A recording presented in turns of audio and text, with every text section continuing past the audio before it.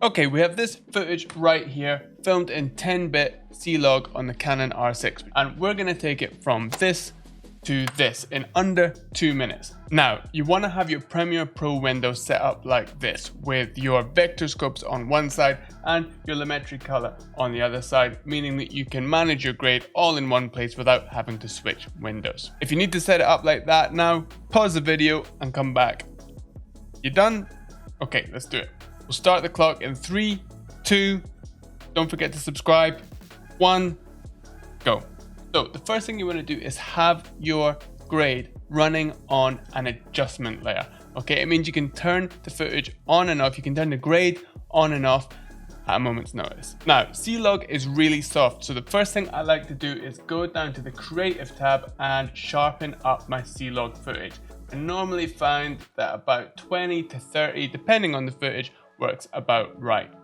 Next, we're going to add some contrast to have a little bit of depth in this footage, and that's where you start using the 90 to 10 rule. Okay, that's where we keep the main section of the exposure within 90 and 10 on our parade scale. It's okay if we have some little spikes, but to get a great look, I like to keep everything within 90 and 10.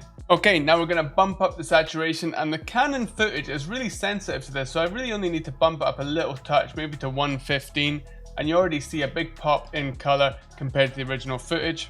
Now let's refer back to the 90-10 rule, where we might be slightly under or slightly over in certain places. So we're going to use the highlights, the shadows and the contrast to bring everything back up and really spread the exposure between 90 and 10. The bigger the spread between 90 and 10 we can get, the better. Now if you're starting to spill over your 90 and 10 rule, what I like to do is I use the whites and the blacks tool to bring everything back in or close to my guidelines. And that means sometimes I need to bump my exposure a little bit, just bring everything back into a nice balanced place. And at this stage, you're really just playing around with color temperature, shadows, and just tweaking your final elements to get something that you're happy with here. And that is us pretty much done. Now, the last thing that I like to do on every single grade is come down to the Luma versus saturation tool. And I like to just take out the saturation from my darkest darks and my lightest lights. And it's a very subtle change, but it just helps to bring focus back to what's actually being filmed in the video. How are we doing on time? Close enough.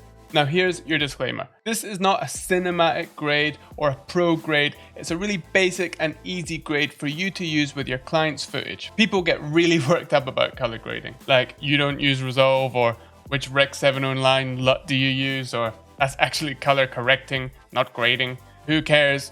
People just really want a story. If the grade looks good, if it looks clean, if it looks sharp, if it looks acceptable, you are onto a winner. Like, most clients aren't going to notice the difference between 10-bit C-Log and like 8-bit on the standard profile. So this is just a high value extra for my clients, really, just to push the quality further than your average camera guy might do. But there are so many different ways to grade your footage, and I find honestly a quick 2-minute grade like this and a 30-minute grade or a 2-hour grade, I don't find that people are going to notice that much difference, especially on YouTube or their mobile phones where most people are watching content. What's really important is the story you're telling, which is something I'm always saying, but I'm just trying to reinforce that point.